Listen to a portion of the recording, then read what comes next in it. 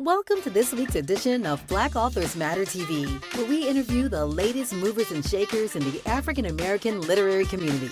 You'll meet some old friends, discover new ones, and stay abreast of the latest book developments around the country and even the world. So sit back and relax for the next 2 hours with Black Authors Matter TV co-hosts Gwen Richardson and Dr. Rhonda Lawson.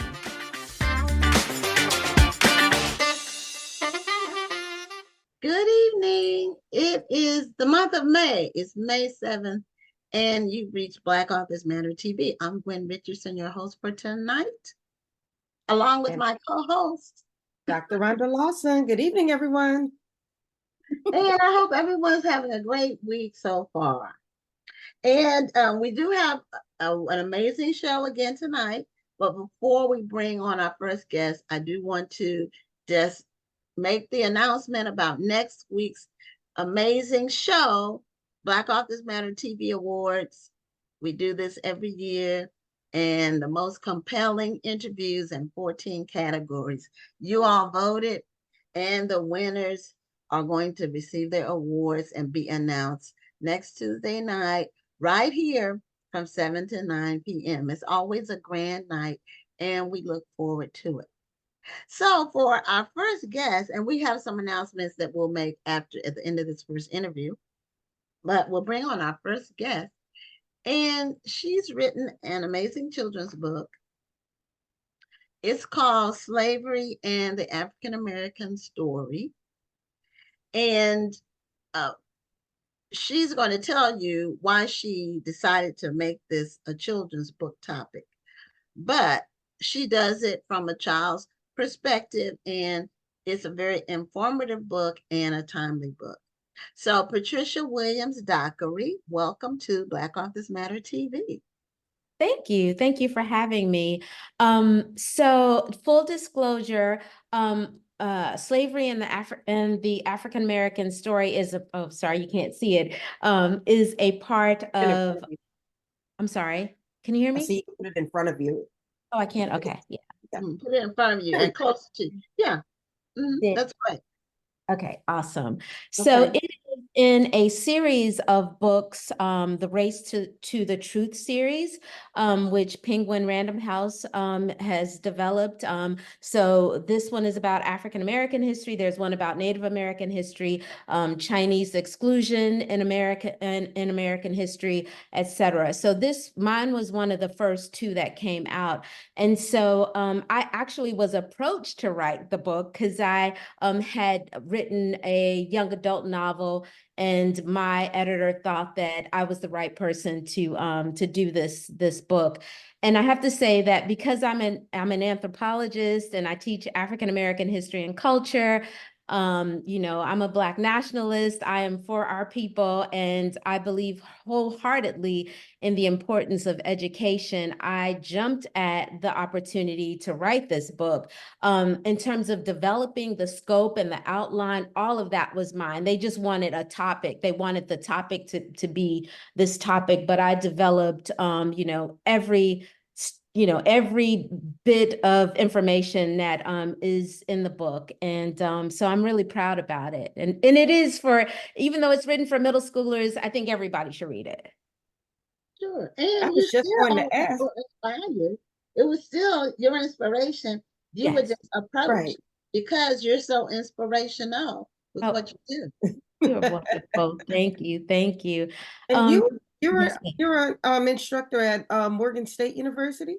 Yeah, so I'm Associate Vice President for Academic Affairs, and was just newly promoted to full professor there. So Congratulations. Thank you. Yeah, I've been in this teaching game for a long time. But I've always been, I think that I've always been like that 7th and 8th grader, standing in front of the class, like reading my stories. And this opportunity gave me the opportunity to write, a story that we often don't hear. Much of the material that I cover in this book have been left out of, the courses that I took even in graduate school. And I hope that it clears up a lot of, misinformation that we have about what happened to our people and the fact that they were resilient and they resisted, you know what I'm saying? So yes. Yeah, a lot of people complain about some of the material that's in the K through 12, I say, but especially K through 9, about our history here. And it's kind of glossed over. It's one chapter, if that, and some more expansive information is needed. Absolutely, absolutely. And I believe that the reason why it's glossed over is because, the majority, white folks don't want to necessarily hear about what their ancestors, did. And it's very hard. It's probably very hard for them to teach as well. I mean, Absolutely, even if absolutely, they're open-minded and they're a student of absolutely. history, it's very hard to teach something, I think, that says that my ancestors probably enslaved your ancestors, or my ancestors were mean, or were Vicious. prejudiced, or Right, so forth. right. It's kind of hard for them to say that. Yeah. But I mean, but one of the things that the book dispels is the fact that, most slave owners, did not have these massive gone with the wind plantations. Yes. And many, there were poor white folks who were not slave owners as well. But we need to understand that African American history is American history. It's our shared history.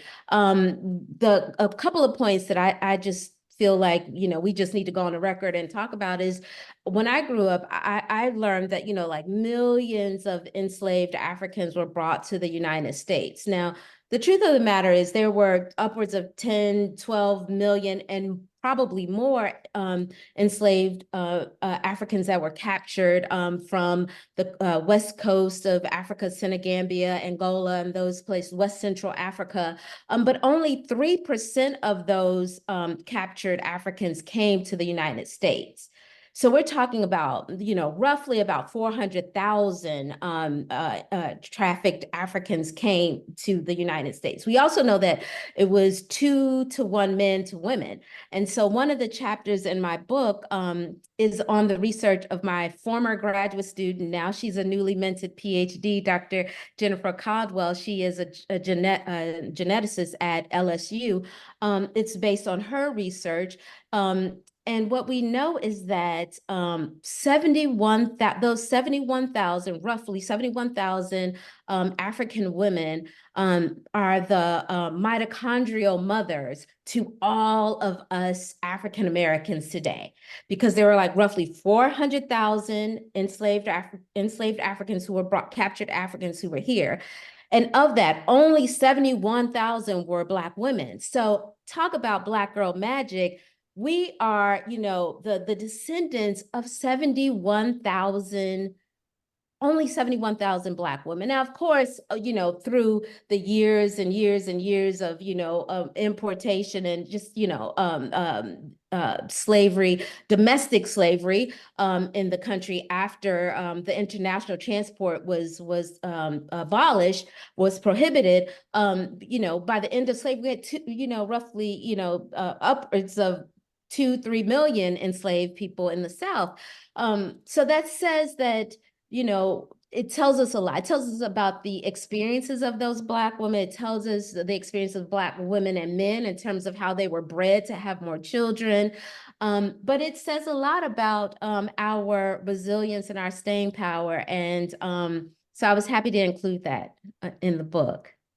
Yeah, a lot of, I'm glad you led with numbers, because, numbers don't lie, as I say. And it's amazing that all of us are the product of a relatively small number of people. Yes. And generations after generations. And as you said, even after they stopped bringing Africans here, there were still people on plantations that were considered property and that were expected to give, the women were expected to give birth as Absolutely. much as possible so they could have workers. which actually led to the wealth of white Yeah, Southerners, right? Because before, absolutely. it was an international thing, but now, I could just a white man could just go and purchase someone from a Virginia slave trafficker versus waiting for someone to bring a cargo of, people from Africa. So that, it was important to include that.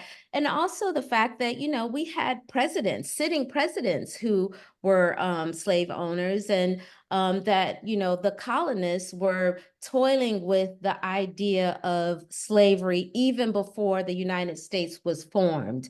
I also, would want everyone to know that there were Black people who were coming to the quote unquote New World or North America with the conquistadors, from places like Portugal, who were coming, with the Portuguese and with the Spaniards, to places like St. Augustine, Florida. And then, of course, eventually St. Augustine and Fort Mose in Florida becomes a refuge for runaway enslaved people later in the history. So I Nothing feel about St. Augustine. That's interesting. We read in the books that, all the slaves ran north. We don't think about them going to St. Augustine, Florida. So exactly. that's really interesting that you included that. Yeah, yeah. And also the fact that, when they got to St. Augustine, it wasn't just that, it was them, it was also indigenous people. And of course, the welcome to the enslaved, runaways there was actually, it was political also, because of course, the Spaniards knew that if they, were welcoming, the enslaved people to their area, that gave them an advantage, right? It was taking an advantage from, the British colonists. So, but still, the Black folks took advantage of that. And, Fort Mose was a thriving place for runaways. In the book that I'm writing now, I recently discovered that not only did enslaved Africans in this country and African Americans go to places like Fort Mose, and also north. But there's a place called the Great Dismal Swamp in Virginia, which I never even knew about. But it was a place where runaways went closer to the plantations that they fled. And it was there that they met indigenous people, other runaways, and some, white scoundrels who were, a motley crew of people. And so they built communities there. We've contributed so much. Our ancestors contributed so much to language, to medicine. One factoid that I think is really important coming off the heels of the COVID-19 pandemic was that we get the practice or the procedure of inoculation from a man named Onesimus. And Onesimus was an enslaved person who told Cotton Mather, you probably remember your American history from way back in the day with the colonists and all that, but the Puritans, all that. But Cotton Mather, that he had this vision, and he remembered that in his homeland, that the people treated these pox that he had on his skin by like squeezing the pustules and then like putting the liquid back onto his sores. Well, that's essentially what we do for, inoculations, right? We put a little bit of that virus back into the body. And because of that, Cotton Mather took on that procedure, tried it out, and saved, folks who were dying of smallpox in the colonies. So we owe, the fact that we all got our COVID, those of us who got our COVID-19 vaccines, in part to, an enslaved Black man named Onesimus. Yeah, you Very really interesting. touched on some amazing topics. One of the things that you talked about when you were saying that a person, a potential slave owner, didn't have to wait until the next cargo ship came. He could just go to another plantation and purchase a slave.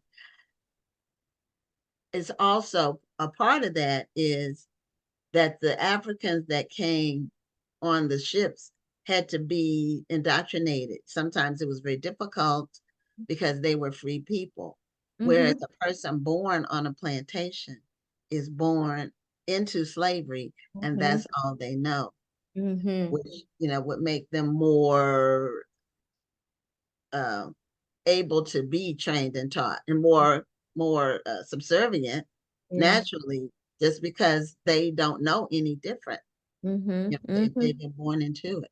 Yeah, yeah, but and even with that, man and woman yearn to be free, and so there were, countless, thousands of people who, even though they may have been African American born enslaved people, born into slavery, that yearning to, seeing the discernment and Black folks are genius, they understood the imbalance, and so many of them did rebel. I think even though there was the minority that was ruling the majority, because we know during the antebellum South, in places like Charleston, South Carolina, Blacks were the majority, and there were minority white folks who ruled. But Black folks did do what they could to resist. Some of them outwardly did things like, poison their captors, or fight back, or lead rebellions, like Denmark VC of South Carolina. um and then there were, of course, those people who resisted doing the day-to-day work. In the book, I talk about how some would kind of feign like they were either ill, or that they didn't know you know what they were being told to do. And that was a way to sort of usurp, the white man's, authority over them. Because if you're like, oh, well, I don't understand, or I can't do it, then, they, in some instances, would kind of, get fed up if they think, oh, this character is dim-witted or what have you. But, We that still was, see that today with some of the people who work for us, yeah. Absolutely, absolutely. That is a way of exerting one's power, right? So, Absolutely. Now, mhm. how? I'm sorry. Well, I was just going to say, I think all humans inherently Yeah, could be free people. But if you've been born into slavery, you may not know exactly how, you know. exactly, exactly. But we all have that wanting to be free. And, some people act on it, and some people act on it in different ways, Right. as you were describing. And that Exactly. same thing continued on even after we were free from slavery. Mm-hmm. Um, I know Absolutely. that, but we want to focus on that since that's what your book is about. And so, Rhonda, you were going to interject something next. Well, I was going to ask something actually. I wasn't going to Okay. interject. But it just sounds like a lot of information, and I'm just, how were you able to break this down to where a middle schooler could not only understand it, but really immerse themselves in this information? Yeah, I wrote a lot in middle school ease. Like first I got all my facts on paper. Um, you know, I had done a magazine when I was at the College of Charleston. I was there for about 10 years. And we did it for the state of South Carolina. It's called the South Carolina Black History Bugle, and it's still on the Avery Research Center's website. So when we did that, I told my staff then, think of it as like highlights for Black people, right? And so I put highlights, right? Never highlights. Yes. So I put on my like highlights, but my middle school hat, because I have a millennial kids. I mean, no, they're millennials. Yeah. So I just kind of channeled that. And when I was thinking about it, I thought about all the exercises that if I were a teacher, I would want kids to do, and some of the discussion questions. So I did way more than Penguin Random House was expecting. I mean, like I put timelines in. I just, just all of that. And then after that, I went back and read it again to make sure I sounded like a middle schooler. And at that point, that's when I sent it back to Penguin Random House, and they were happy with it. I will have to say, I also put my kids to work. They did the teacher's guide for the publisher, because I was done after like editing it over and over and over and over again. Well, I'm sure doing such a deep dive of information, your mind was probably on overload as well. Oh my God, yes, yes. But the great thing about it was I wrote the draft during COVID. So that helped because I was home. So now y'all pray my strength, because I have like 7,000 more words to write on the next book, and I'm delivering it at the end of the month. Wow. Oh, okay, wow. So And it goes, the next draft is the next book you're talking about. yeah, it goes from 1851 to the Obamas. Oh, wow. So is it related? So it's related to the current book, but Yes. it's just Part two. this time Absolutely. Yes, absolutely. Okay. Yes. So it will go from 1851. It'll deal with the Nebraska-Kansas Act, and then it'll go to Civil War, Reconstruction, all the way. So it is so much stuff in this book that I am like, oh my gosh. But it was important for me to include stop at the Obamas. Originally, we were going to stop at George Floyd, but it just got to be so big. Like it would have been like reading Black Reconstruction by Du Bois or something. It's too much. But because in the second book, I have a section on the Black people who built the White House. And I had found an article where First Lady Michelle Obama had talked about sort of the irony and, of being there, knowing that Black people had built it. So it starts with that, and then it'll bookend with them going to the White House. So, it's a good way to start to move from where we are in this book. This book ends with a flash forward and deals with public history and monuments and unearthing, evidence of the African American and enslaved African experience in this country. On the cover of the book, I want to point out, this is our what we think that Oni Judge would look like. And just Oni Judge she was considered a dour slave. And I want to just make clear that I use the term enslaved people in the book, instead but of calling them actual slaves. right, but enslaved people. But when we are dealing with laws or transcripts or the primary sources, we do use the vernacular of the day. I in the beginning of the book, I distinguish between what we use today versus what they used back then. So I just wanted to say that. So when I say she was a dour slave, I didn't want to say she was a dour enslaved person, but she was considered a dour slave. And a dour slave was a person who was passed down through inheritance. And so she was passed down to Martha Washington, the wife of our first chief commander, George Washington. Yes. Yes, exactly. And she escaped and made her way all the way to Canada. And even though George Washington writes, about, his sort of conflicting feelings around slavery and all of this, yada, yada, yada. I mean, he was a slave owner as a child. I mean, he inherited enslaved people from his father and then acquired them. And then being Martha's husband, he had the whole kit and caboodle. And he didn't just say, well, I'm so conflicted, y'all are all free. No. He did write in his will that they would be free.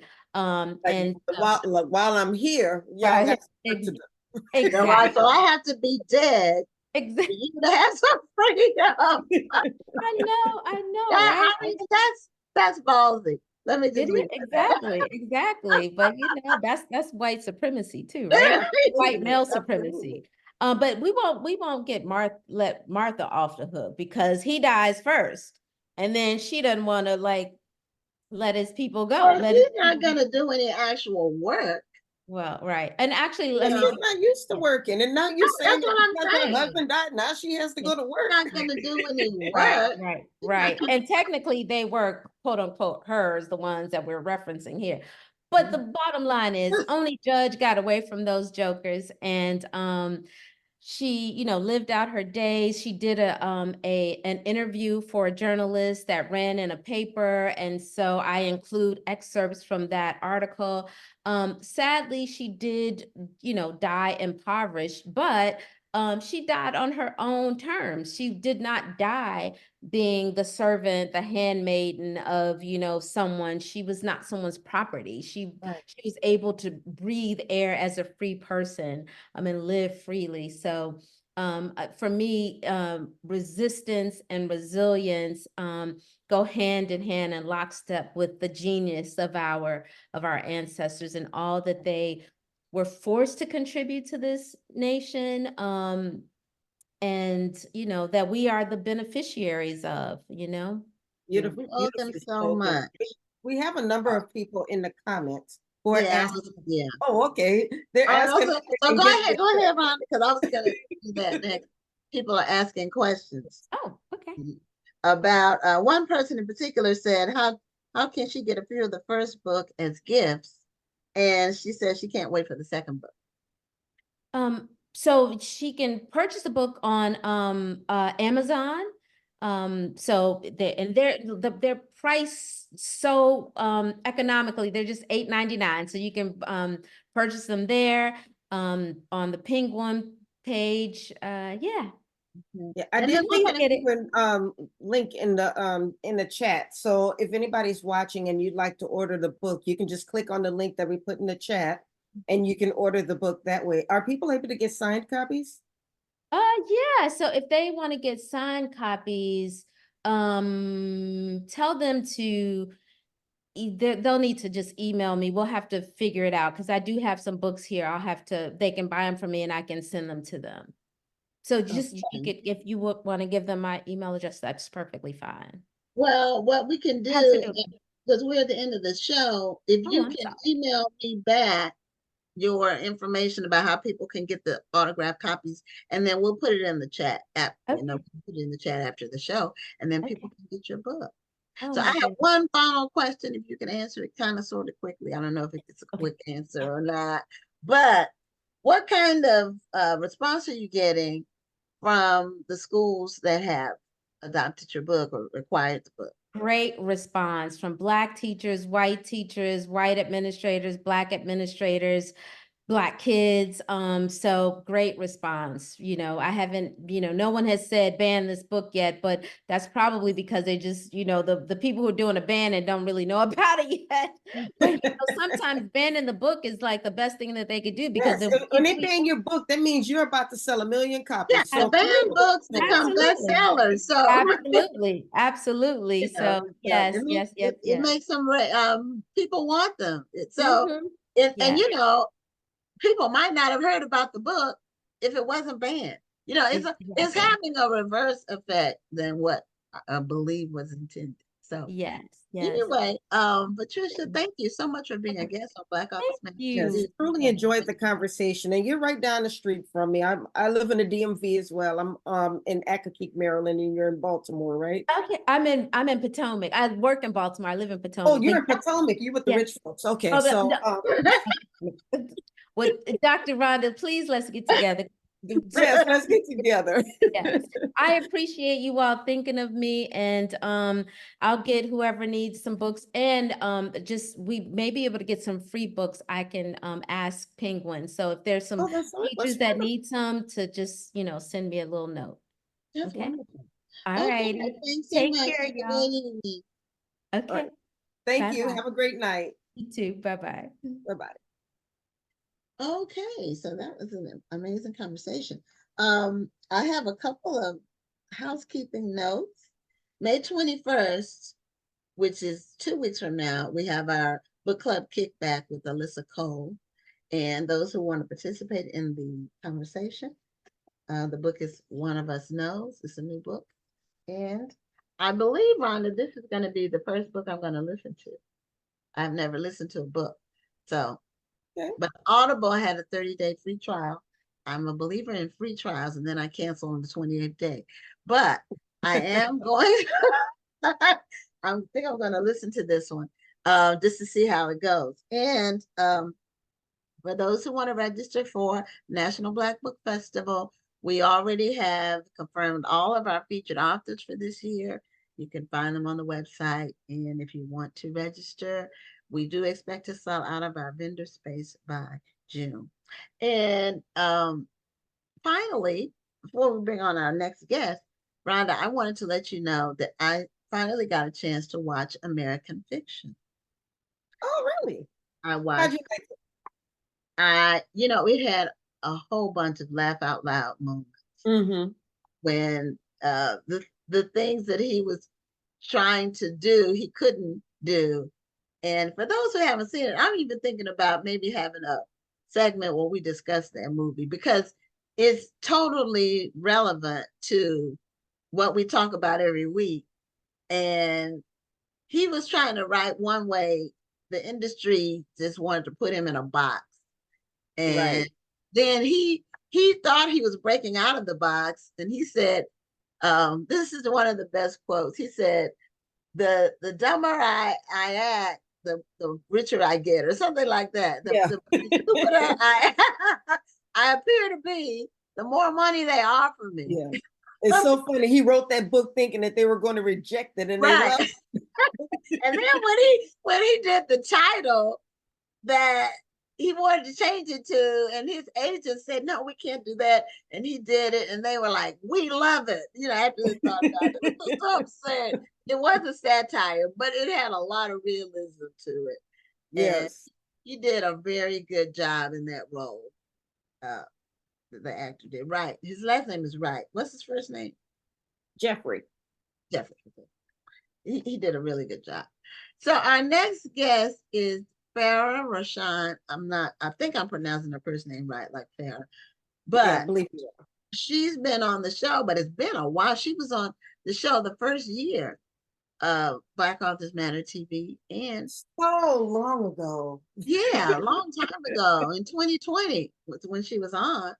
And so she's been writing up a storm and traveling, and she's even writing in another genre now, which it may not be new, but it was new to me. So we'll find out. And she just got back from somewhere where I'm planning to go next year, and that's Greece. So welcome to Black Authors Matter TV, or I should say welcome back. Hi, Miss Gwen. Yes, it's been a while. Thanks for having me. You're Thanks for welcome. being here. How was your trip? Amazing. Greece, I don't know why it took me so long to get there because I've wanted to go forever and I could go back tomorrow. It was so nice. Yeah.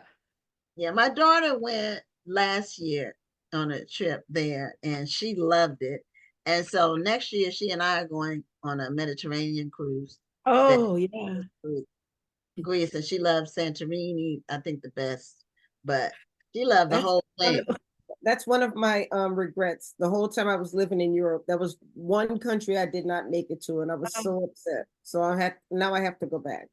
You do. And Santorini was definitely my favorite of the three places we visited. So yeah, I could go back, like I said. One thing I did do is where I lived, they used to have a big multicultural festival. And I used to like to go to the Greeks tent because the Greeks had the best olive oil. They had the best, some of the best wine. They had great food. So we loved the Greek festival. Yeah. So I go back. I came back with both wine and olive oil in my suitcase. So. I became an olive oil snob after that. She came back with some spices, because I cook. I like to cook. And she normally will get me spices because I get to use them on different dishes. And she said the food was amazing. It was.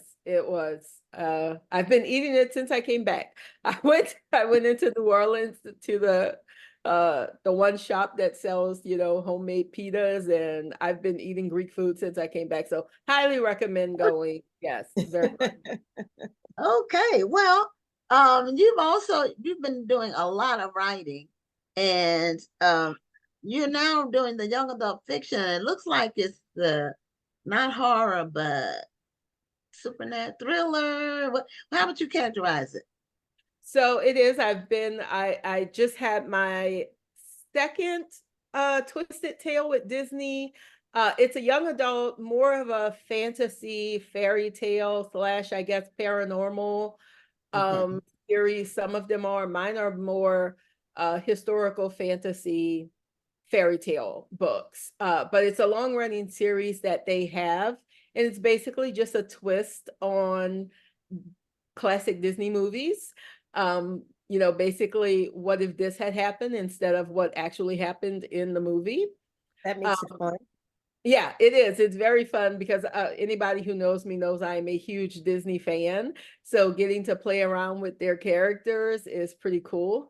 I did have the second full length, but I was also a part of an anthology where I wrote 3 short stories, which was also a first for me. I've been doing a lot of firsts these last couple of years after so many years writing.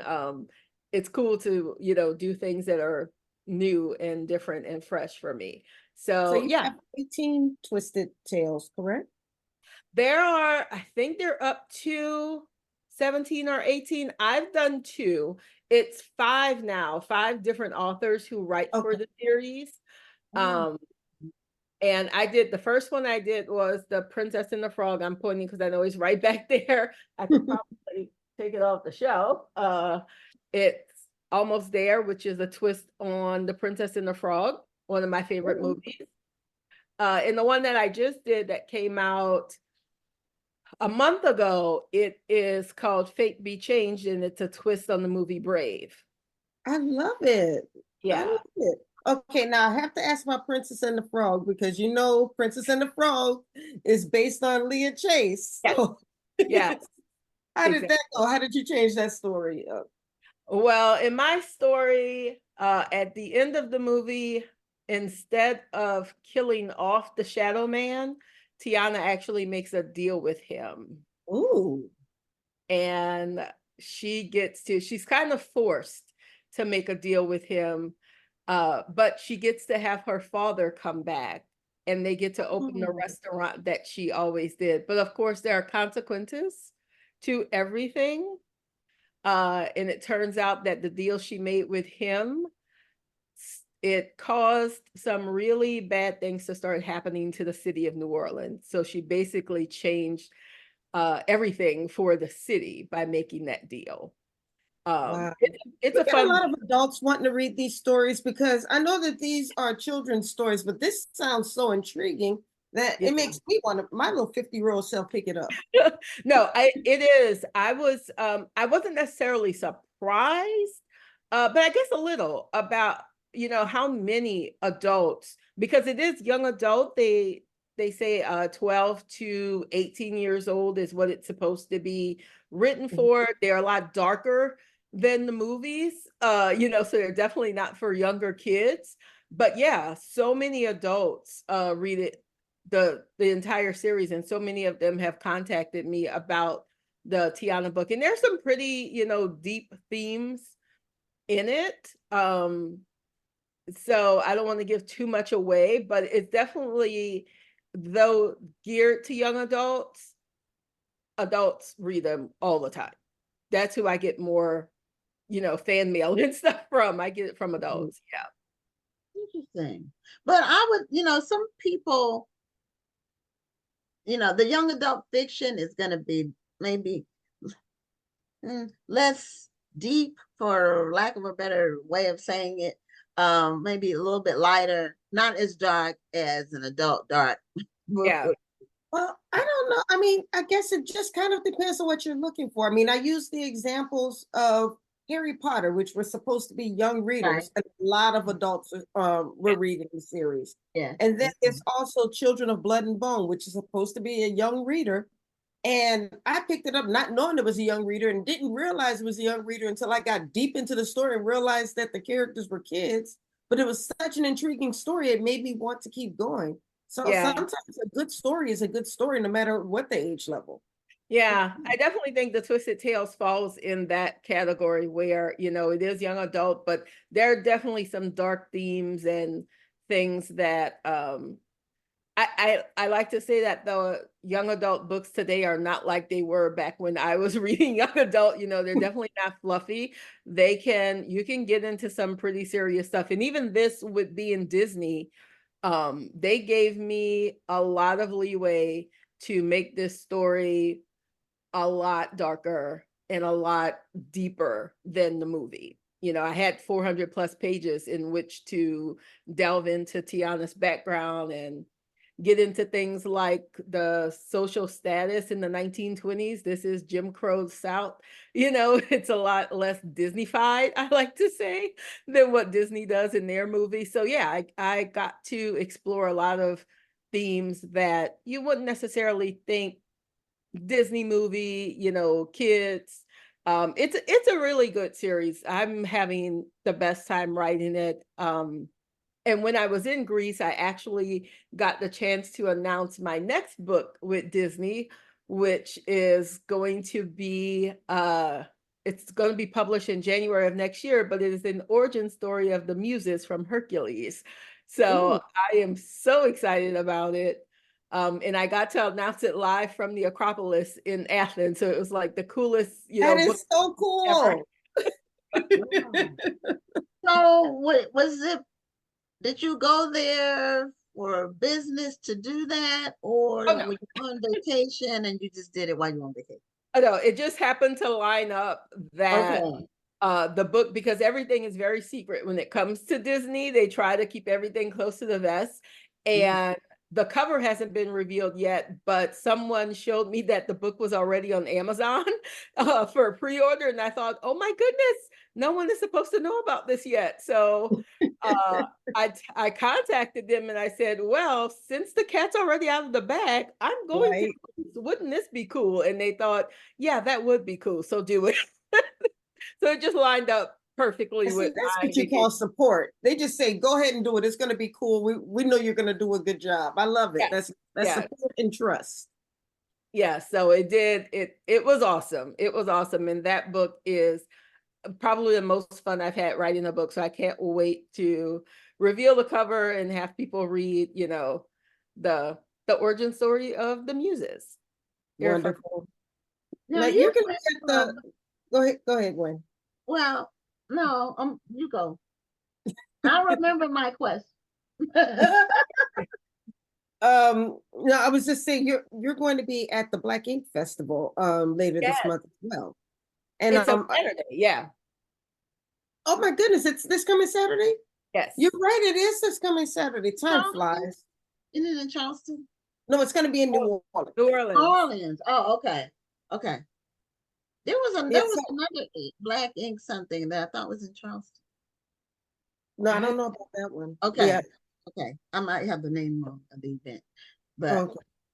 but you're gonna be there, Farrah. And Yes. now what is that? Is that the one you were talking about, Rhonda, where they have films too? No, I was talking about the New Orleans film festival that has movies. Okay. Yeah. No, the Black Yeah. Ink Festival is a pretty huge writers festival. This is actually the second year that they're doing it in person. They were doing it online since 2020, and then Farrah was actually invited this year. I don't know if you went last year. I did. Okay. The first one, and it was amazing. I was so impressed.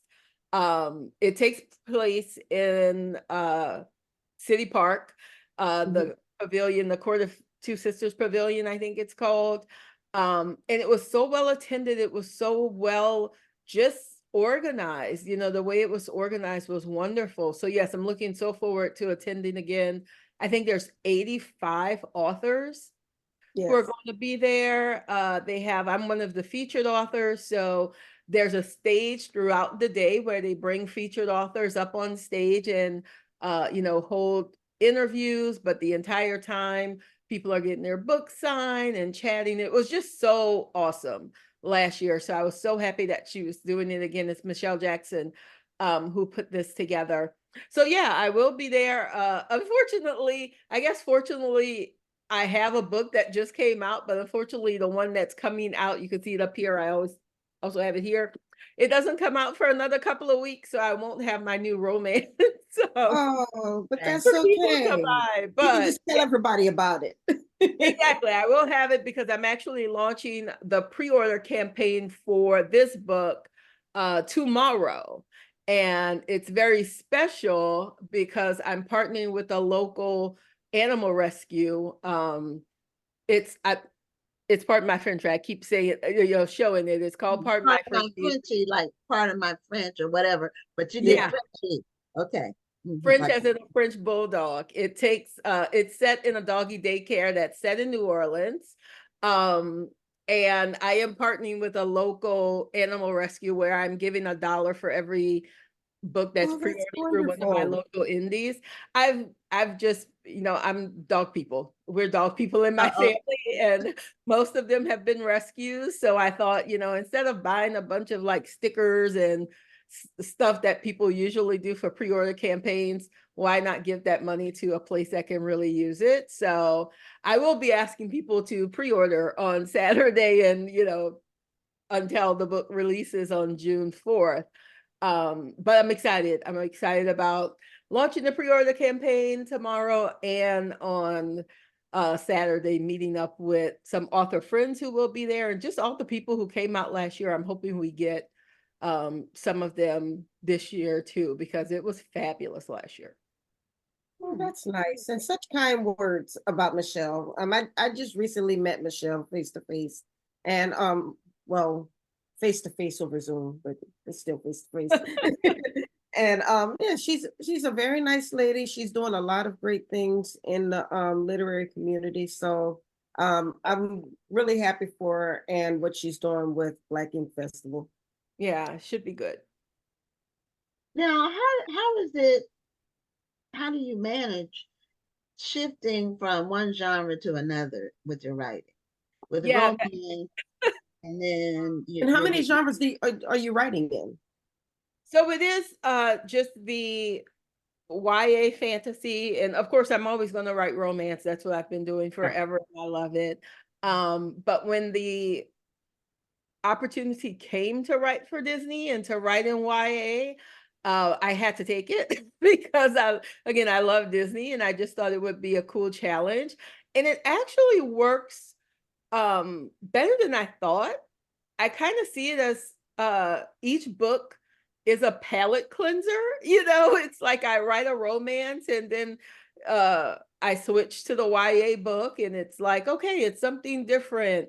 And by the time I'm done with the YA, it's time to write another romance. It's like, oh, cool, I get to play with this again. So it's actually, I think, because even writing YA romance, I think it wouldn't be as much fun. I think the fact that even though there is a little romance in both of all three now of the books I've written for Disney, there's just a touch of romance because I have to have that.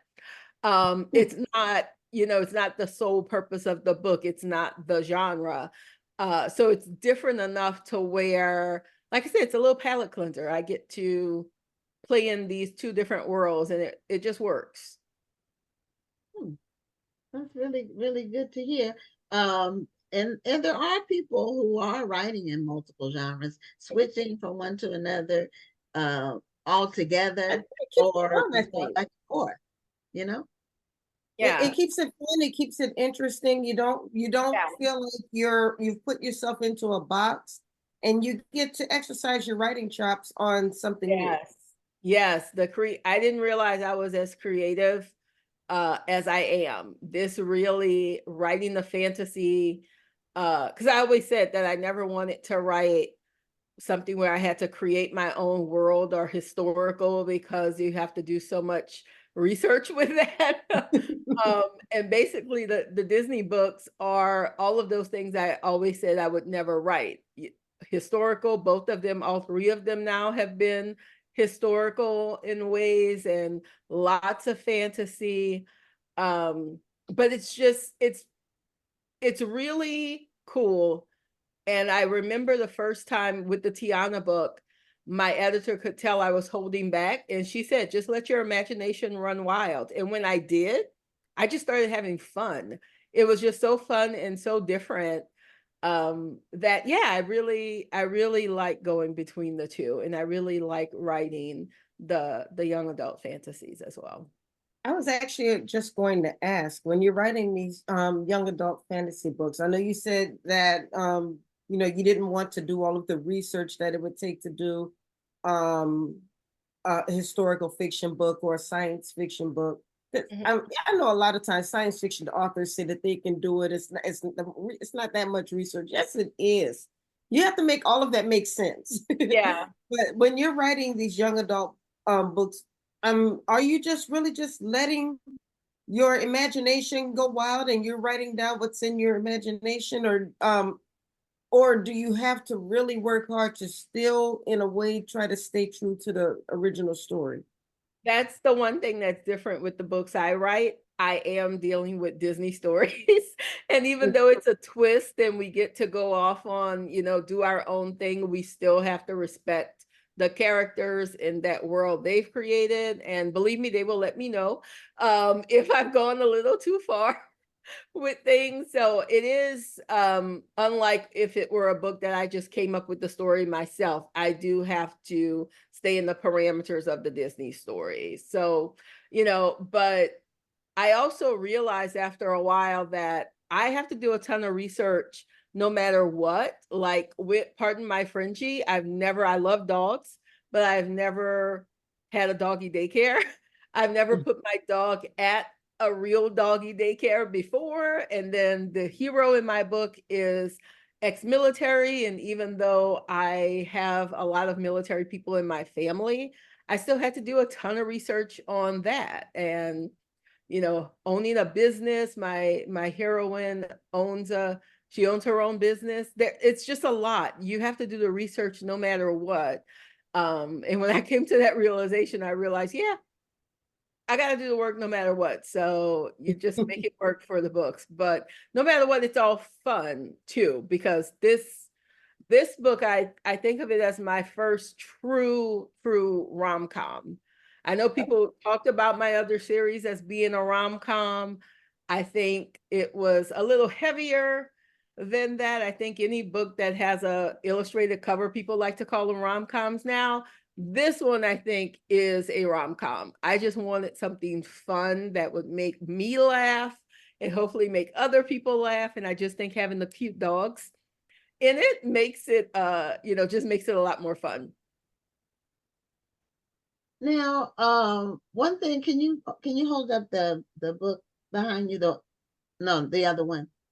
Which one? The Disney one? Behind the Disney one. I just wanted people to see if they can maybe see when they do the hardcover and it's a young adult, it's YA fiction, they are smaller than your standard hardcover. It's not that much bigger than, this is a trade paperback. Right. And yeah, they're a little, they're not that much bigger. It's a thick book. I think very thick. What is that, 400 pages, you say? I think this one, I know let's see, according to this, 450 some odd pages. Yeah, but they're smaller in size. But they're smaller, yeah. The word count's probably less than a standard 450 page book would be. Yeah, it was about an 85,000 word book, I think. And I actually just listened to a snippet of the audiobook last night because I knew that they had a Scottish narrator doing the narration for it. So I wanted to see how it sounded, because believe it or not, that is the first book I have ever written that are white characters. That for the first time I wrote, so that it occurred to me that this is not, there are no Black characters in there. It's set in 10th century Scotland, and it's based on the movie Brave. So I had, even though they do have Black characters in Brave, but none of the main characters are. So it's been, kind of a revelation, and also just kind of cool to hear this Scottish narrator reading my words. I thought she did a good job. And although I never listened to my own books, I actually may listen to this one because I love her, the way she's reading it so much. I may have to listen to this one. Yeah. Well, I've got to say congratulations. I was looking at, well, first of all, you already have 56 reviews for Fate Be Changed. But then I looked at Almost There, and you're over 1,300. So the books are hitting the mark.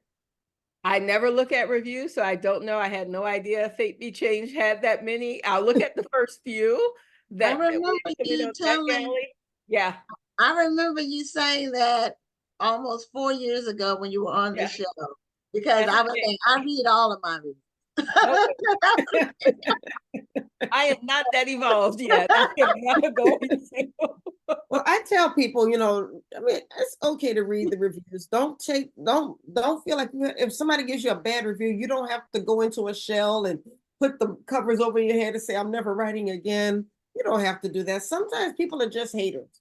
It's really not personal, although books are very personal to people who write them, because it's like art.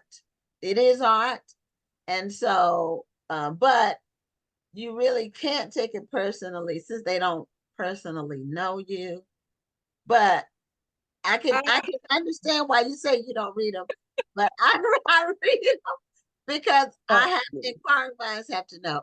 I just have the to good thing is that they're hitting the mark. People are reading the books, which is wonderful. Yes. If you have 1,300 reviews, that's a lot of sales. Yes. So that's the main thing.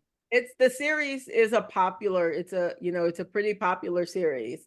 And I think it's probably the only other book I have with more is The Boyfriend Project, which was the first book in my romance series from a few years ago. That's the only one I think that had more reviews than Almost There. So I'll look at the numbers. I just don't read the reviews. But if I go on Amazon, okay, so you do look at the numbers. Okay, I can see the numbers just because the other day I had to get the ISBN for The Boyfriend Project, and that's what I noticed. I was like, oh wow, that's a lot of reviews, and then click. Whatever so works. Now, just very quickly, because I know that we only have a couple of minutes left. But with this series, do you get assigned a Disney story, so to speak, or do you get to choose the story that you want to expand and twist? So they brought me in to do The Princess and the Frog because they wanted a Black author to do it, and I'd actually approached them about doing The Princess and the Frog as an adult romance, because they also have a series for that. But they gave me options for, it was initially a 2-book deal, and they gave me options for the second book, or because they know what they want to come up. But I don't even know what the other books were, because as soon as my editor said Brave, I said, yes, that's one of my favorite Disney movies. So, but I do have others coming out. Again, I can't talk about them because they don't like you to do that. But they gave me, what about this book? And what about this movie? And so, yeah, it's kind of a discussion. And they want to know what you want to do. But I love Disney, so I can't think of anything that I would not say yes to, because I'm just such a huge Disney fan. So, yeah. Well, have you been on a Disney cruise since you are a Disney fan? So many, yeah. I think okay. got number 18 coming up in a couple of months. Yeah. Oh wow. And the Disney cruise ship actually docks in New Orleans, so that makes it even easier. Yeah, it has for a couple of years. They don't have it coming back. They don't have it on the schedule for 2025 yet, but I sure hope they bring it back, because I have taken several out of New Orleans. But it also goes out of Port Canaveral. I go to Disney all the time, so I can do that, and Galveston, which is only a few hours drive for me. So it doesn't matter. I'm going to be on one of those boats no matter what. Well, Farrah, thank you so much for coming back on the show and letting us know all the great stuff you're doing now and what you have planned for the future. And continued success to you writing all these books. Thanks so much. It's always a good time here. So I'm glad I was able to come back. Well, we enjoyed having you back. Thanks so much. Please stay in touch. I shall. Thank y'all. And Take good luck care. at Black Ink. Thanks. Okay. So Thank you. that was Farrah Rochon. And I didn't know she had been on all that many Disney cruises. I thought you was just gonna tell me she went once or twice. But she said she loves it and she means it. So our next guest, this is a very interesting topic. Her name is Casey Grant. I think this is the guest because this is the only person in the waiting room. So About to find out. yeah, we're about to find out when she comes on camera and with the sound and the video. But her book she's a Black aviation advocate, and she has a new book. It's called, what's the name of her book? Something in the sky, Stars in the Sky. And she was one of the first Black flight attendants in the airline industry. So the book is about that, but she has other books as well, and they're all on Black aviation. So her name is Casey Grant, and I hope she comes on screens. And while we're waiting for her to come on, I do want to let people know about the Black Authors Matter Children's Book Awards. And the deadline is approaching.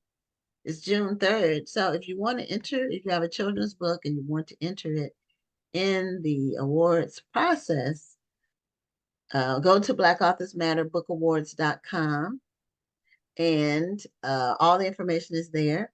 You can submit your book, and then we'll be announcing the finalists, and because that one goes through a judging process. It's different from Black Authors Matter TV Awards. That's based on voting from the viewers. But the children's books go through a panel of judges that meets twice, and then they score the books, and then the finalists come from there. So if you haven't submitted your book already, then again, go to BlackAuthorsMatterBookAwards.com, and all the information is there submitting. So we're waiting for Casey Grant to come on screen. She changed her name. There we go. And she wanted to make a grand entrance. she wanted to build up. Turn your mic on. Okay, perfect. There we go. Okay. No, I've been on since about 10 till trying to unmute and everything. So hello, everybody. Hello, good evening, and welcome to the show. Thank you so much, and welcome. I'm glad to be here. Yeah, well, your book that you wrote was very interesting, and then when we got a little more research on what you do, you've been writing and an advocate for Black aviation for a long time. So, but this particular book, Stars in the Sky, do you have a copy of your Stars in the Sky book handy? Oh, I don't have it handy. Okay, well, that's okay. If I can do this though. You see it? You see it on the wall? Oh, okay. There's all three. Okay. All right. Hey, whatever works. Yeah. But it's about flight attendants, or it used to be called airline stewardesses. I'm not sure exactly when it became flight attendants. I think when men started becoming flight attendants. Absolutely. Okay, then they changed the name, but it used to be stewardesses. And if you look at any of the old movies that are on airplanes, they're always a stewardess when they refer to them. I just thought the flight attendants didn't want to be called stewardesses anymore. No, when they let men do it, they couldn't call them men the stewards. No, they called them stewards for a while, and then we just changed it in the 80s. and they everyone became a flight attendant because of that. But it's not offensive. I don't believe. I don't know how individuals feel about it. But a stewardess was the glamorous one. You know, that's where we wore the high heels and we served hot meals, and the makeup was immaculately applied. And so I'm from the era of the stewardess and the flight attendants. And it's a different mindset, I believe. I think that stewardesses also thought of it as a career. And I think that these people now just maybe just think of it as a job sometimes. So I think there's a different mindset. Okay. Yeah, I'll tell you, when you come in from overseas and you look at some of the flight attendants from some of the other countries, they still wear the very beautiful uniforms. Their makeup is immaculately done. And then you see our Southwest attendants come in and and I have to be careful. I agree with you, and I have to be careful not to say too much because I do fly, and I don't want them to we can't have that. Food, on the floor. But it is such a difference. And I flew international for the last 10 years of my career. I flew for 35 years, and it is the truth. When we would get off the airplane, a few of us would freshen up our makeup and look nice. But the international flight attendants, they are immaculate. They all look good as they walked off that airplane. And some of us were sleepy and we didn't care. Our feet hurt. And so it's a different appearance. But the international flight attendants, oh no, they never look like that. So you actually had to wear heels? In the beginning, I started flying in 71. My whole life started because my father was in the Air Force. So travel was in my blood at that point. And I say I'm among the first Black flight attendants, or among the flight attendants, is because it all started in 1956 when Patricia Banks Edmondson took all the airlines to court and sued for discrimination. And she won her case. And at that point, the airlines were ordered to hire Blacks. Delta did not hire their first Black until 66. And it was because of affirmative action and being pushed and forced to do so. And Patricia Murphy was the first one for Delta Airlines. And I was brought in 71. And I say I'm among because they sprinkled how they hired the flight attendants, far and in between. But so we had to wear high heels all the time. We had to weigh a certain amount of weight. If you weighed more than that, you could get fired. You had to wear a girdle. We all looked like clones. Our hair had to be cut the same way or pulled up in a bob. And so there was nothing about being an individual. You were property of the airlines and you looked the same. Everyone looked the same. So yes, we had to wear heels all the time. We never could take our heels off. Oh my goodness, I know your feet were hurting. Yes, that's why it's hard to smile sometimes. Like, Now, in the early days of travel on flight, because my first flight, I think I was like 10, maybe. But they were still serving meals when I flew. The first, early days of flying, they actually served a full meal, hot meal. Yes. And then it went to like sandwiches, and then it just left. I don't know. If you get some peanuts now. Now I think if you fly internationally, they still serve. You get food if you fly internationally, and if you fly business class, you get some really good food. Yeah, oh, sure. First class and business. Oh my goodness, you get excellent food. It's worth the ticket, and the air and the space. The seats are so much better. Yeah. Oh yeah, for sure. Yeah. If one's budget allows, or you have enough points to do. You have enough points to do a upgrade, then maybe when we go on our cruise next year, our Mediterranean cruise, I can try. I got lucky and I upgraded my flight when I flew to Europe last year. I was able to upgrade my flight and to business class, and I didn't realize that at business class I actually got the little pod where you're not really sitting next to somebody and you can lean all the way back in your seat, like all the way back. You have your own TV. I didn't even want the plane to land. I know. It's in heaven. I know. And you know what? I haven't had that experience yet. I haven't been on one of those yet. Yeah, I was shocked. I didn't think I was going to have it. I thought that was for like super, super first class. I didn't realize that business class got all of that. So I was pleasantly surprised when they told me this is where I was sitting. I was like, wow. What Yeah. airline was it? Do you remember which airline? It was American, I believe. Okay. Yeah. Yeah. Yeah. So tell us about being a flight attendant, other than the having to look like a clone. Well, first of all, it's the best job ever, ever, ever. I Okay. flew for 35 years, and as my book Stars in the Sky, which is available Amazon, Kindle, Barnes and Noble, it tells the story of us breaking the color barrier and fighting and dealing with discrimination, dealing with that from the customers and from the passengers and from the pilot, the crew members.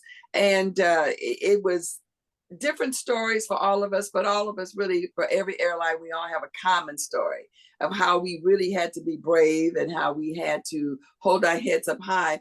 And we were determined to keep the job and to do the job, because we did not really realize how we were pioneers, but and that how we performed would also either close or open the doors for others to follow. And so that was a big responsibility, but I don't think that we really realized that we were more determined as an individual that no one was going to deny us that opportunity to have the job.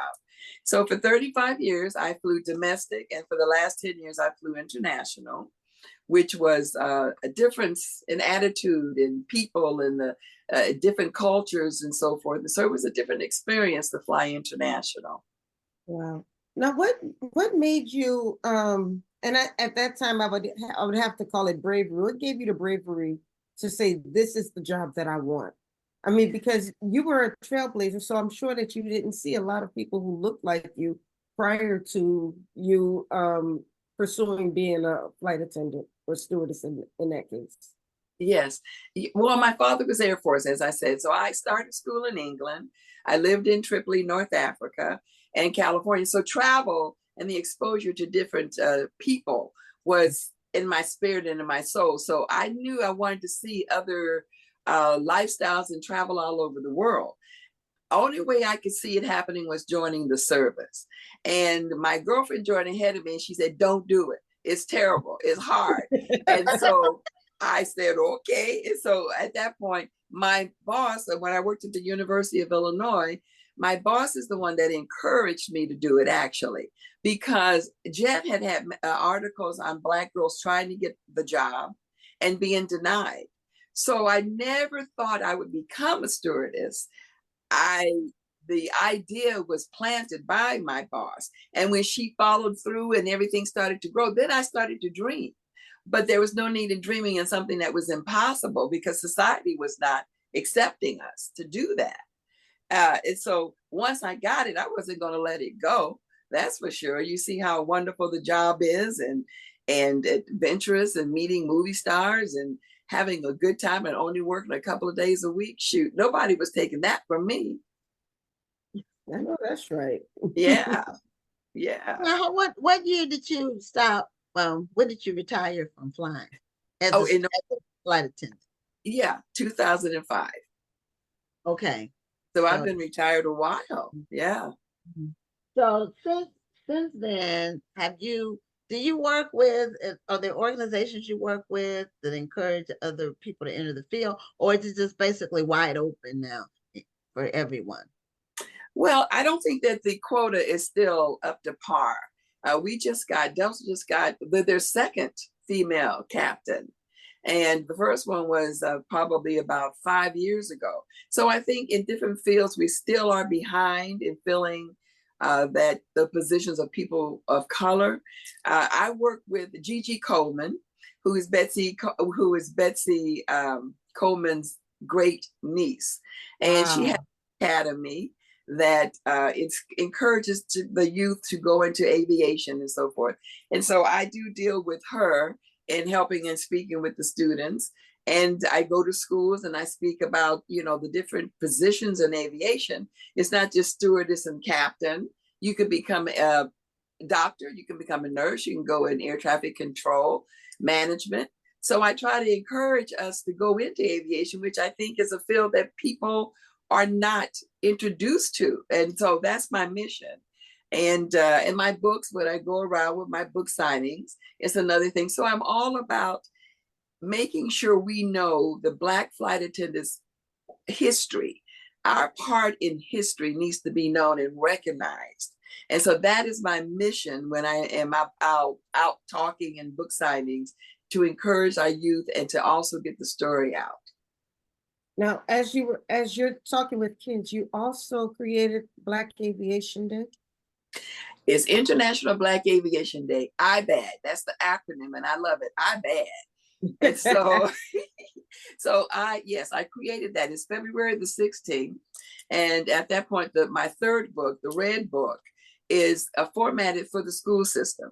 And so it is in several schools, in the public libraries and the school libraries and everything, so that the kids have a book for that reference. Because in that book, I highlight so many other pioneers in aviation that's not known, and to give them that opportunity to read and to dream and to dream. So yes, International Black Aviation Day, February the 16th.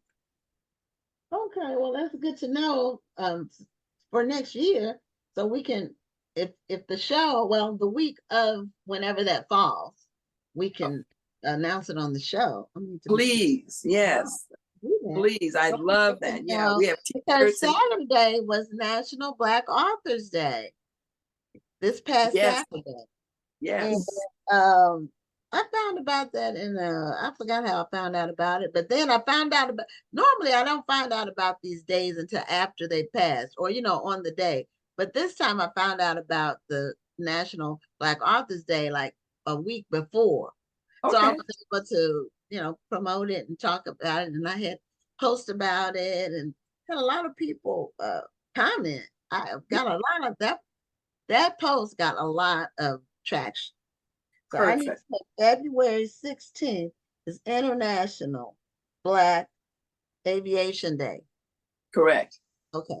And the acronym is IBAD. Okay. I love it. IBAD. IBAD. You have to say with attitude, IBAD.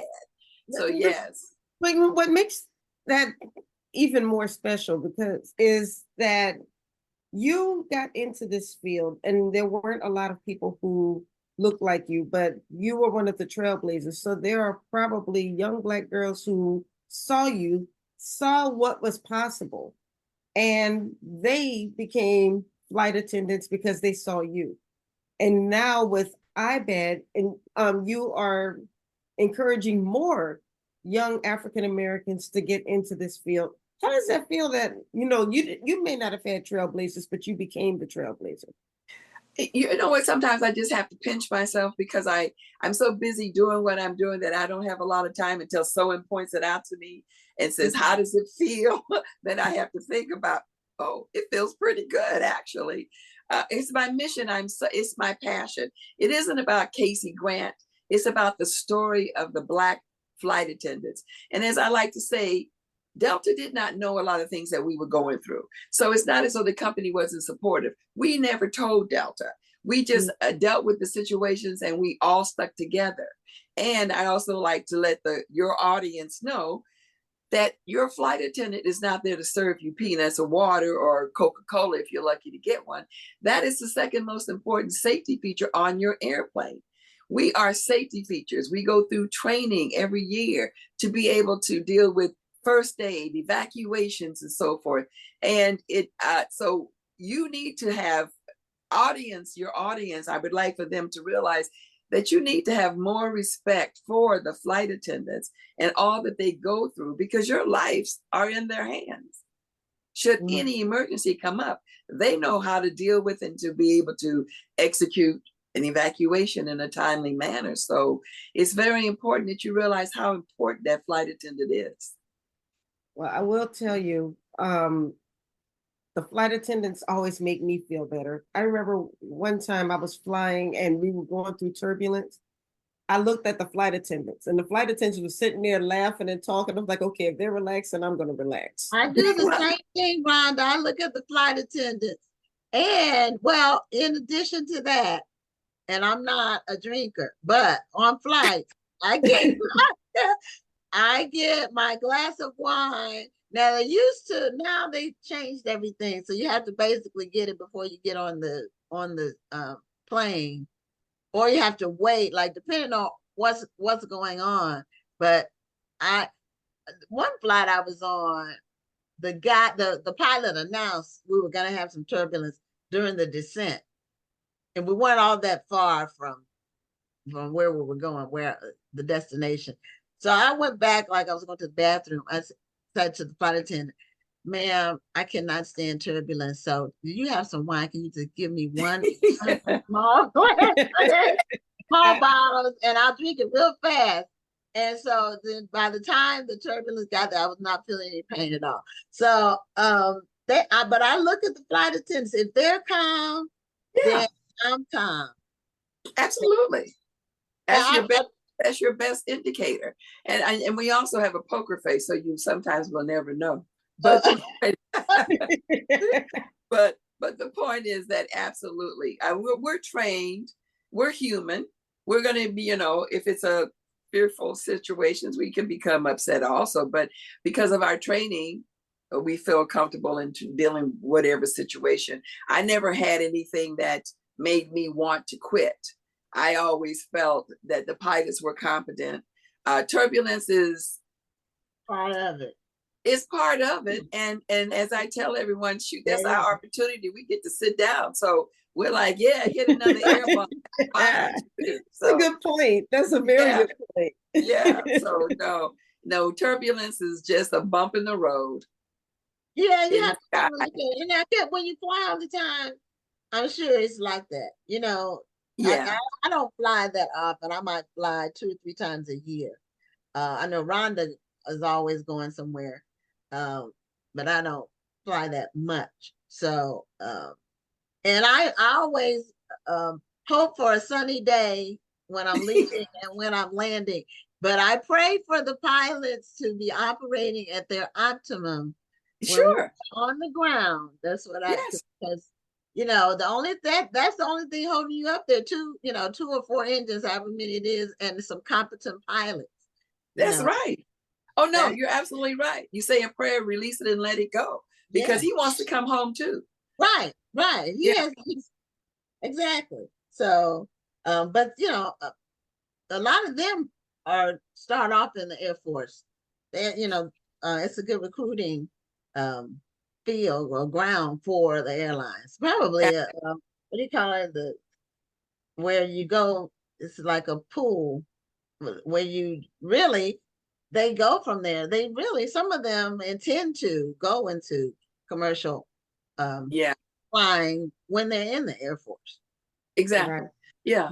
They get their training, and that's why I felt very confident. For me, it was a lot of the Vietnam vets that came about. And that's the best training you could ever have, is a fighter pilot flying a commercial plane. He's maneuvering, being shot at. Now you come back and you're cruising friendly skies. So yeah, the mentality was awfully different. They had excellent training. And so when they come for a commercial airline, you pray for them, you release it, and you let it go. Now, how are the passengers? Did you see a change in passengers from when you started? Passenger attitudes, or just the relationship between them and the flight attendants? Did you notice a shift in that? Yes, I did.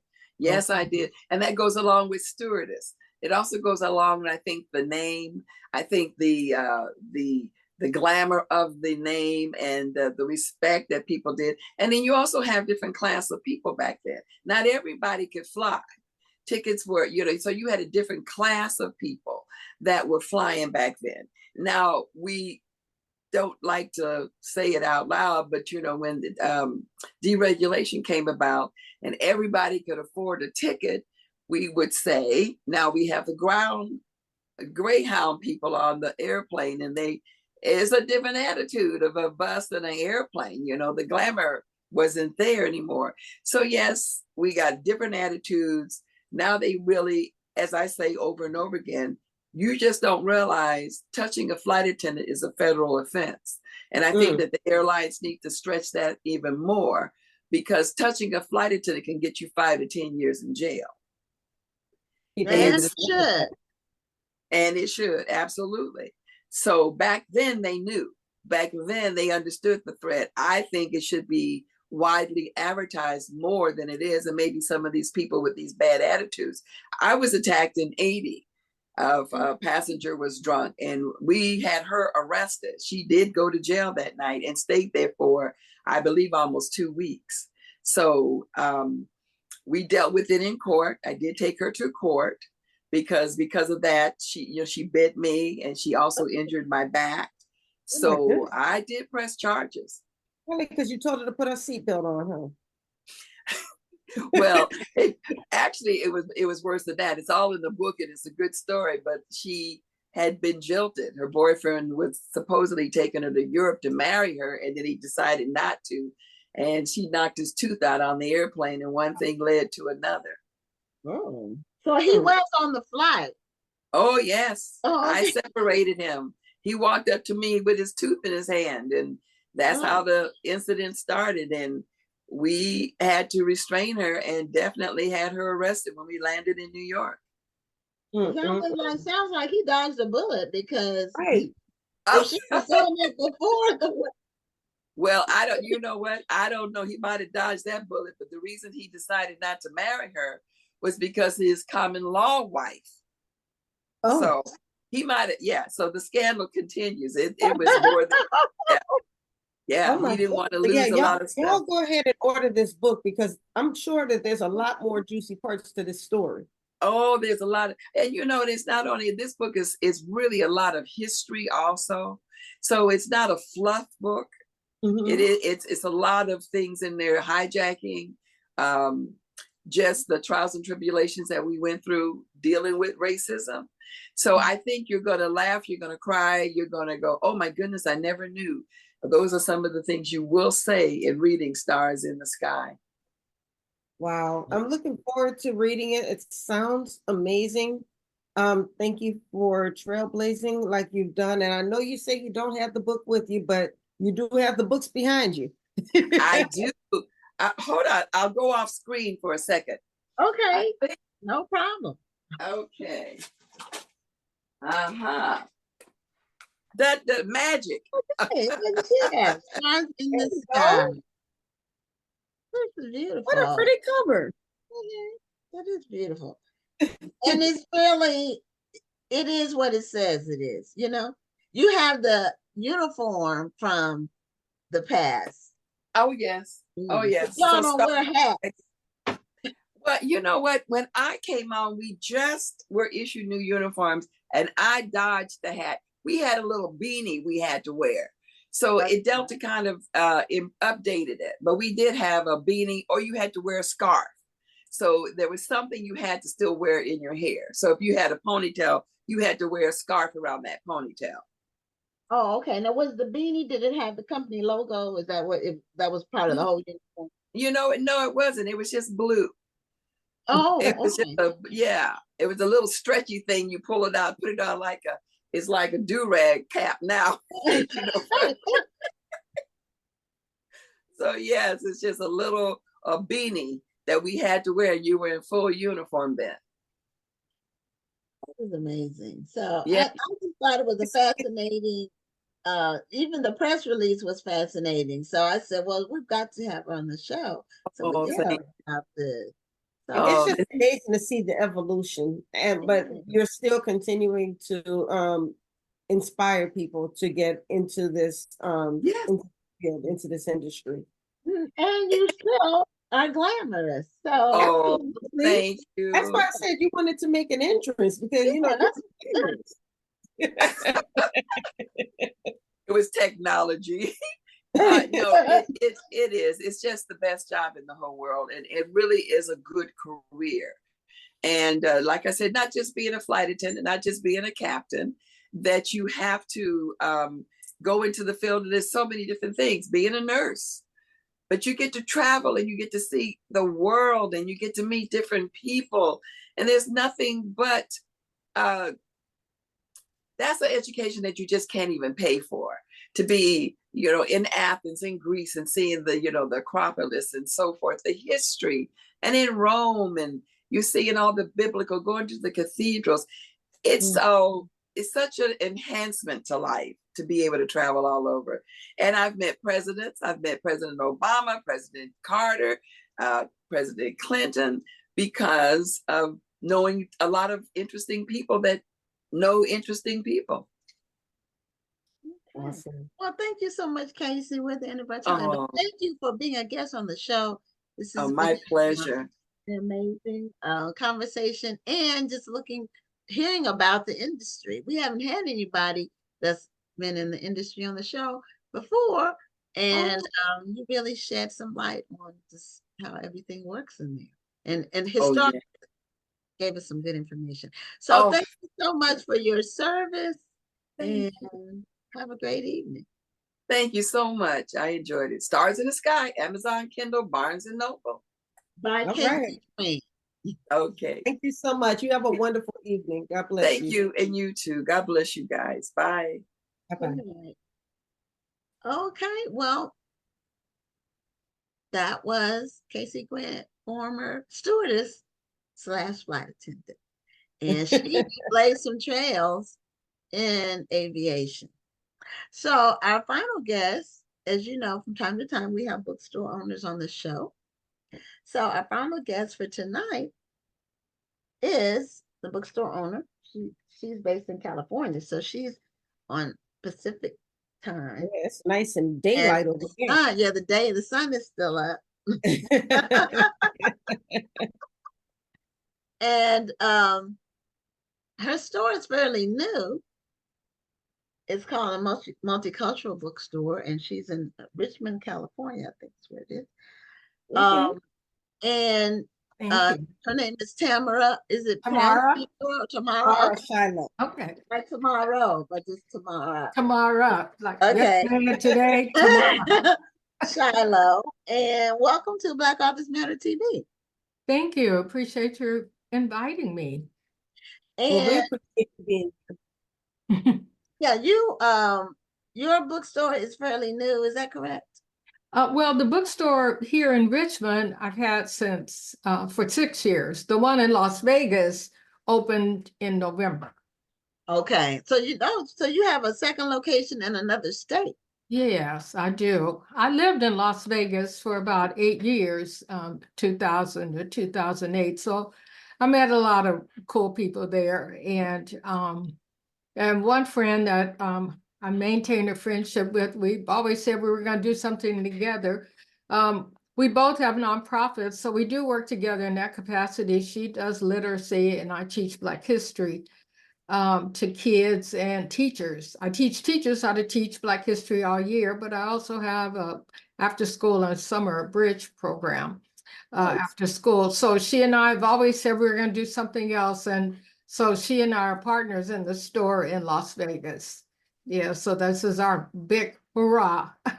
I was just about to ask how you can manage owning 2 different bookstores in 2 different cities. No, I have help. Yeah, she runs the one in Las Vegas. I go there once a month and give her a hand. She's still kind of new at this, but she's doing really well. The community there has really stepped up. She's in the historical West Side, which is where Black folks used to be mostly, but with everything else now it's mostly Latino, but it's still considered the historic West Side. And so the community has really stepped up, and they're really excited about having a bookstore there. And we are multicultural, but when you walk in, you do see what our focus is. Now, is the one in Las Vegas named the same name? Yes, it's called Multicultural Bookstore Las Vegas. Okay. Yeah. And now is Richmond, is it Southern or Northern California? Northern. I'm right across the bay from San Francisco, and Okay. right next door to Oakland. Okay. So that's So you not close to Las get a Vegas. pretty good variety of people. Say it again. I'm saying you get a pretty good variety of customers then from Yeah, although things have been slow, we're still climbing out of the pandemic, actually. And with bookstore, I mean, we just have to, I really have to think outside the box all the time. So we have different types of events going on here. But I have relationships with schools and some of the nonprofits, and that's how, to be honest, how I kept my doors open because of those relationships. But just so you know, Barnes and Noble is not paying their mortgage with selling books. They're doing other things as well. I mean, no. Yeah, Right. it takes a lot, but it's a you love it. You have a passion for it, so you do whatever it takes to make it work. Yeah, Yeah. but we do have a variety of people coming through. Yes. Yeah, my husband and I had a brick and mortar store for 10 years, so I understand what you're saying. Oh, okay. You have to do Understood. more than just sell books. In Houston, and it was from 2000 to 2010. And we were online. We started online, and then we had the store, and then we went back online. We actually now we mostly do marketing and promotion. That's part of what the show does. Oh, okay. We put on the National Black Book Festival every year here in Houston. So we're in the more book promotion business than Okay. direct selling. And I'm an author, so I write books. So Me too. I'm an author. Yeah. I Yeah. saw that. I saw that you were an author. Yeah. And Oprah Daily recommended your bookstore. And wasn't that recent? She did it twice. Actually, in 2020, when we were going through the pandemic, they did a big thing about supporting Black bookstores. And I was one of the bookstores. And then I only found out after that article this year, somebody said, "Oh my God, you're in Oprah." I'm like, again? And so, yeah, so I really feel blessed about that, that, we were honored again to be in that article. So yeah, wonderful. thank you. Now, a lot of Black bookstores, and just about everyone that we had on the show that was open in 2020 said they got a boost from all of the things that happened after George Floyd. Oh yeah, Mr. Floyd, let me tell you that unfortunately that did give us a big boost. As a matter of fact, I didn't have any social justice books in my bookstore. None, zero. And when that all happened, that's all everybody, all white people wanted was social justice books, how to get it together. And oh my gosh, I couldn't believe it. And so now we have a wonderful section of social justice books, but it was an eye opener for me. I mean, I don't know, we just never thought of it. No one had ever asked for a book on social justice, which after that happened, and we thought, okay, why? Because the book business, that kind of got dropped in my lap, wasn't planned or anything. So, so it was, a learning process for me. But yeah, I mean, after that, it was like, wow, that's really interesting that no one had ever come into the bookstore and said, wow, do you have such and such or any of those? Because they weren't new books. The social justice books have been around forever, but it was just new to our store, Right. many of them. And then, of course, a lot of folks started writing social justice books, and many social justice books for children came out during that time. Yeah. Yeah. It's amazing how many bookstores across the country had similar stories that during 2020, so many people of other nationalities were coming to Black bookstores wanting to learn and wanting to understand. Did you find that? I know you said that, you were able to order a lot of books for them, but did you find that to be also an opportunity for conversation and learning at the same time? Well, I don't know so much then because we started out the Multicultural Bookstore, okay? And so we've always had books of all cultures. So that was kind of the what people liked about the bookstore, especially teachers and parents, believe it or not, because they were always looking for information about other cultures, and they're having trouble finding it. Now, I have a model that's a little different from most bookstores. 90% of the books in my bookstore are face forward, covers forward, okay?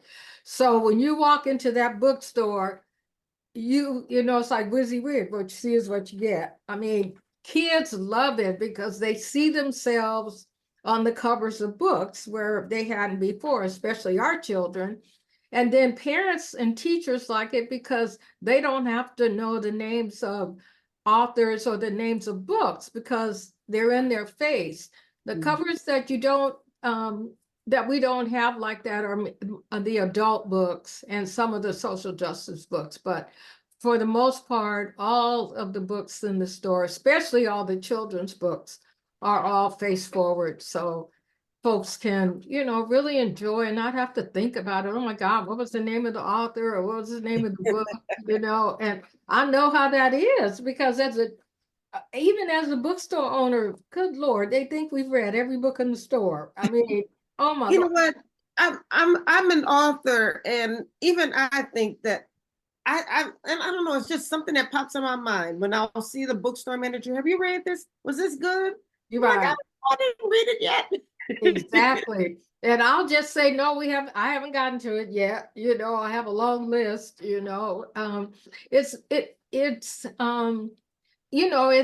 actually, it's all personal. I would say with bookstore owners, we read what we like or we'll read what's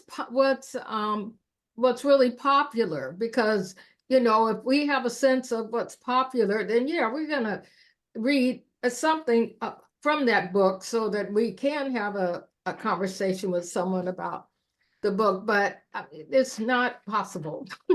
I mean, if you're running a store, you're doing a lot more than standing behind the counter selling books. That's for sure. Well, you're trying to figure out how to sell more books, Yeah, not exactly. reading them necessarily, Right. Exactly. or whatever, because we started selling other things other than books. That was really, we Well, had, me too. I sell puzzles and I sell educational games. Yeah, yeah, there were more of them when we had our store. yeah. It was almost like a renaissance of Black products when we had our store. Oh, okay. People were buying figurines. It was huge. They were buying all kinds of things. Well, we're going to start selling African jewelry and Okay. African cloth. Yeah. Okay. We just ran into someone in Las Vegas, as a matter of fact, who shared with us how, we can, increase our revenue, if you will, by selling African jewelry. So we're excited. We just received it this week, so we actually haven't done that, but I'm doing an event this weekend, so I'm going to take some with me just to see, how that goes, actually. Yeah. Mm-hmm. Yeah, because in a bookstore, you have to see what people stop and look at. Right. What catches their eye. That's how you kind of know. That's true. Very true. What they're wanting to buy, because they have to look at it before they buy it. And being an author is being a business person too. I mean, and I tell all authors, this is a business, okay? Unless you seriously are only looking at it as a hobby, this is a business and you have to treat it like one. Mm-hmm. This is true. This is Yeah. very true. Or even when I'm out with my books, because I have, I have something for everybody. I've read books for children. Oh, really? Well, then you need to send me your books. Yeah, so I can put them in the stores, both stores. Okay. Well, I'll send you one and then a card with the rest of them on it. Then you can see. Oh, they were just let me know. What would be of interest. That's a good segue into the next question I was going to ask is how can authors get their books into your stores? Usually just send me an email and let me know they have a book, which they do. And I just ask them to send me a copy and I take a look at it. And more times than not, I say yes. I've had maybe one or two. I think the biggest problem I have are, okay, the authors who want you to spend $25 for this. Okay. I mean, Exactly. For a brochure. oh my God. I You get it. know, Or a pamphlet. Yeah. let me tell you, I have to tell them, look, parents know what books cost. They know what to expect in the books. You cannot just, I mean, and so what I have learned, and I, I do this almost every week, I swear to God, if somebody wants to publish or they want me to take their book. One lady last week, I hope she's not watching. Anyway, I'm telling you all, okay, first of all, it's a picture book, but it had way too many words on the pages. And in the back of the book, there were like 8 blank pages. I'm like, okay, first of all, there's probably 8 pages more if you had separate, I get this a lot. Or, oh my God, and this is the one that kills me, is when they don't have a professional person edit their books. Right. I don't care if you have a degree in journalism. Do not try to do that because you are going to, I swear to you, trust me when I tell It's you. hard to edit your own work. It's You hard. get fresh eyes. It's impossible. It's I impossible. mean, I'm writing children's books, and so why would I need an editor for a children's book? I remember the first time, well, someone told me to do that, and I let Karen get a hold of my book, and I was like, it was the most embarrassing thing ever. And she said to me, look, it's not that you don't know this, it's just you write the way you talk. So, you just, I mean, no commas, no, I mean, the clothes, I was like, but I mean, I see it a lot, and I just really tell folks, please don't, no, not your cousin that is real smart in English, or, spend a couple of dollars to make sure it's done right. And then, the graphics now, I mean, what AI has helped a bunch of folks and me too, because my great grandson was a character in my books, and the first 2, and it's taking me forever because I'm writing a series. And so now it was a 4th grader. Now he's in the 10th grade, is 6 feet tall. So he has sized out of the character. So now I need to get an illustrator, and AI produces some heck of great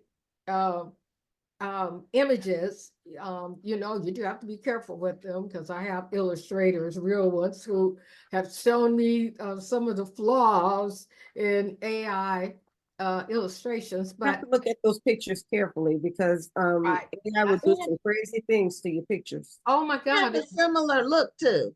Yeah, I mean, people think you can't tell AI. Oh, but you can't can. tell Oh, AI. absolutely. It's to me, they all look the same to me.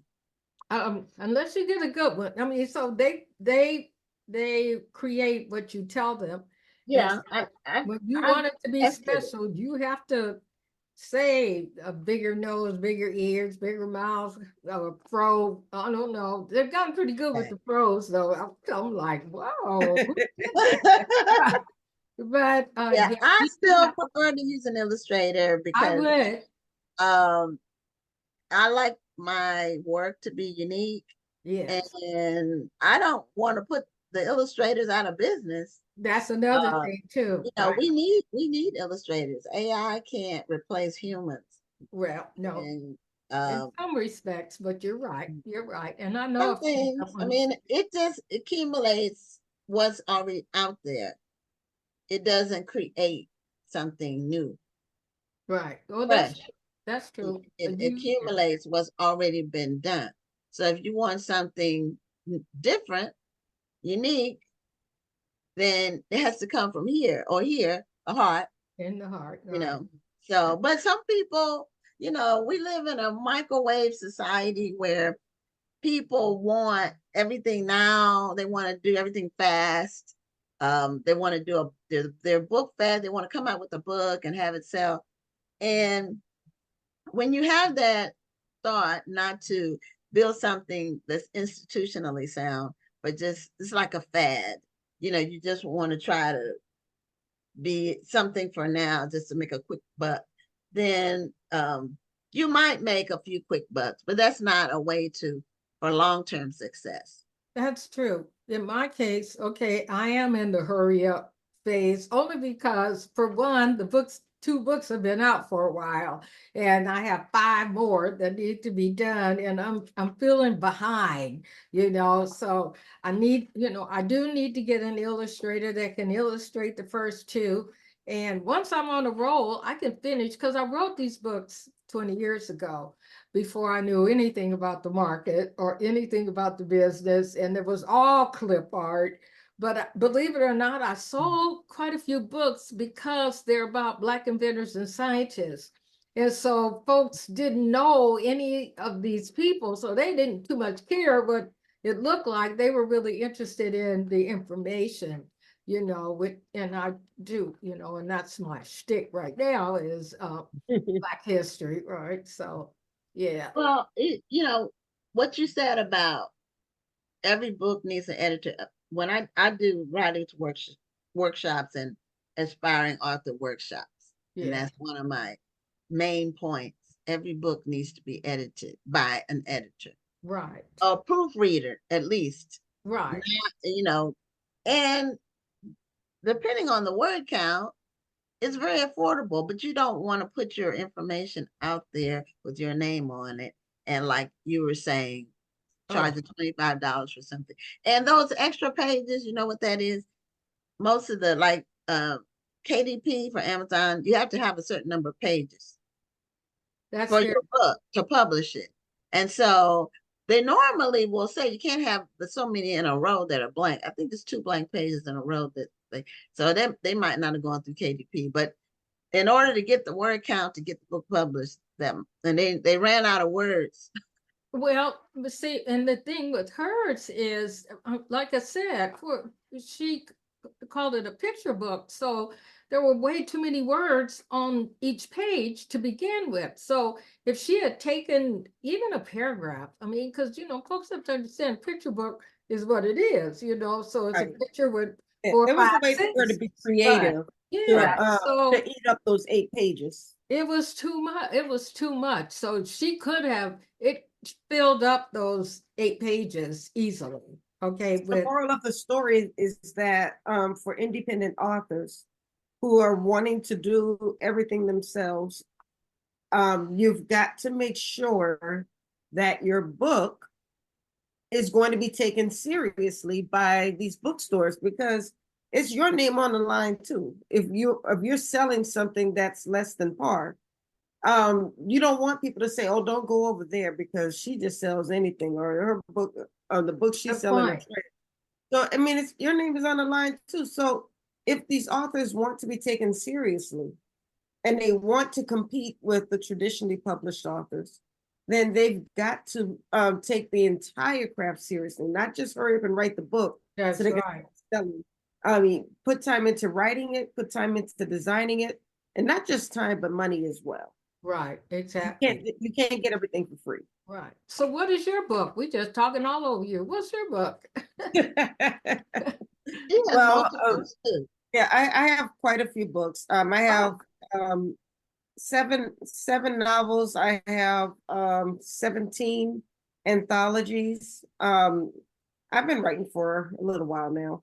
You don't have that many years behind you. Come on now. Stop. Okay. Honestly, 17. I'll send you my website. You had 17. So Rhonda, you have 17 anthologies you're in, or that you did?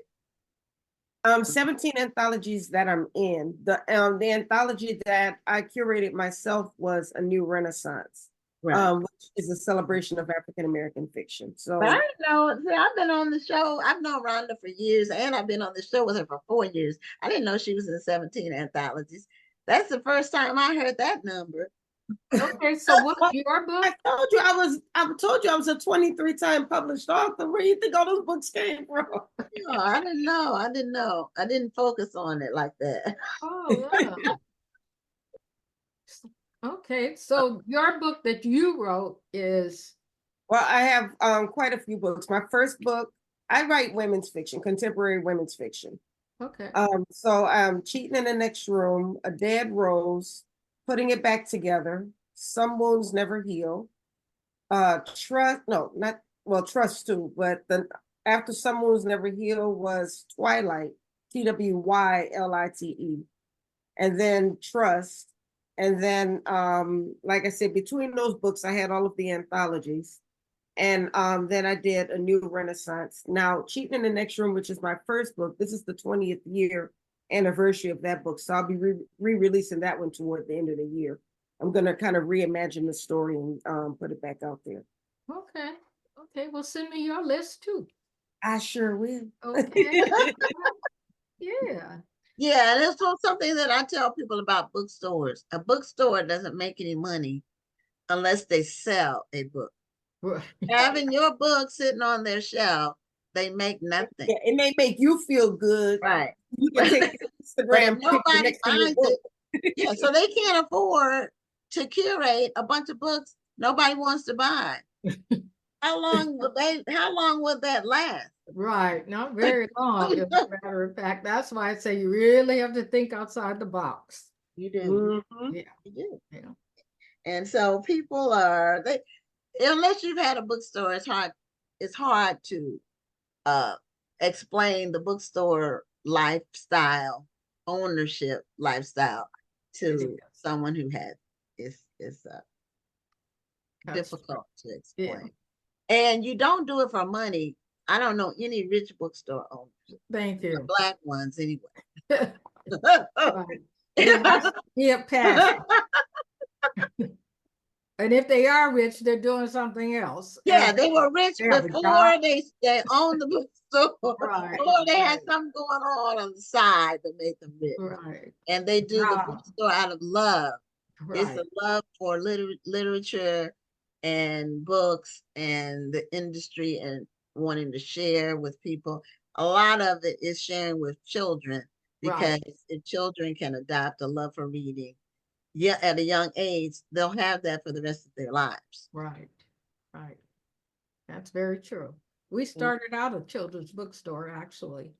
And so Okay. it's been heck trying to get people to see that we're not just a children's bookstore. We were only a children's bookstore for probably 6 months to a year. And when I got the bookstore, I started out with 3 people, and then it's just me for the past 5 years. But yeah, once you say children's books, that's all they see or hear. I'm like, okay. So it's kind of tough, but I think they kind of get it now because I took the children's part off the name. So Yeah, it's called the first in marketing. They call it the first in, first out, or last out. I think it's first in, last out. Meaning the first thing you hear, that's what's retained, and right, it's hard to get rid of it. it And is. that's why first impressions are so important.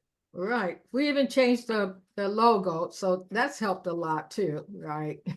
Yeah, your new customers will know you under the new, Right.